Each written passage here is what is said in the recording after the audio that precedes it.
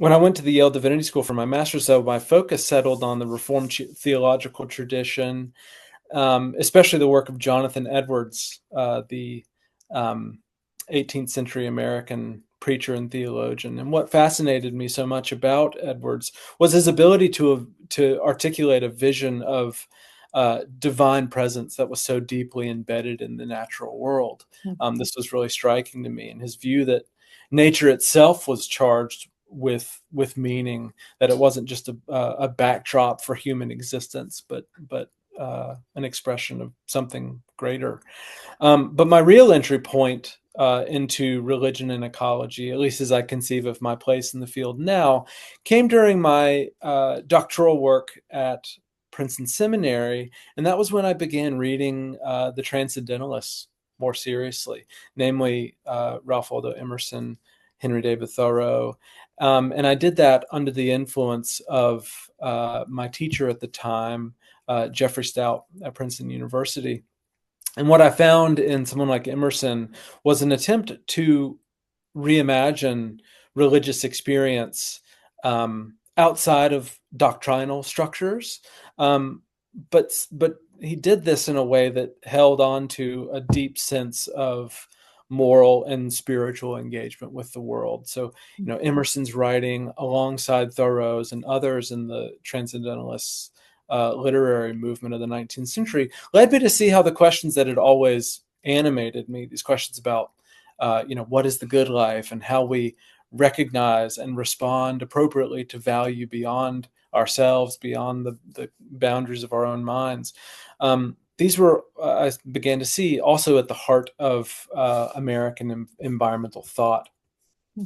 That realization opened up a much broader landscape for my learning.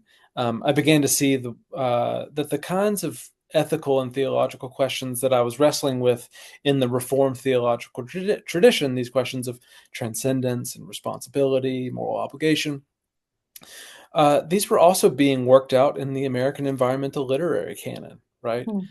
The difference was that American nature writers were framing their questions in terms of humanity's relationship to the more than human world. So my dissertation focused on John Muir, the founder of the Sierra Club, sort of 19th century, nature mystic and adventurer, and it focused namely on his relationship to Emerson and how that relationship shaped Muir's moral vocabulary around wilderness preservation. So what I came to see in that work was that religion isn't something that has to be discarded or overcome in order to develop a satisfactory environmental ethic. I think too often religion is treated as preventing environmental consciousness from emerging in its full bloom. Religious traditions instead provide, I learned in my, or really sort of focused on in my dissertation, the ways in which religious traditions provide the moral vocabularies in which we reason through our relationship with the world. Muir didn't abandon the religious language of his upbringing. He reworked it. He translated it. He found new ways to express his ethical commitments through it. And that insight has really been foundational for me.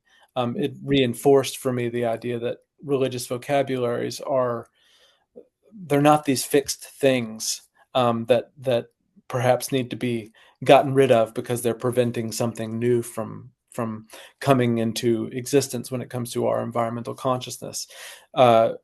Religious vocabularies change and evolve, and they often can evolve in ways that deepen our responsiveness to the ecological crises that we're now facing. So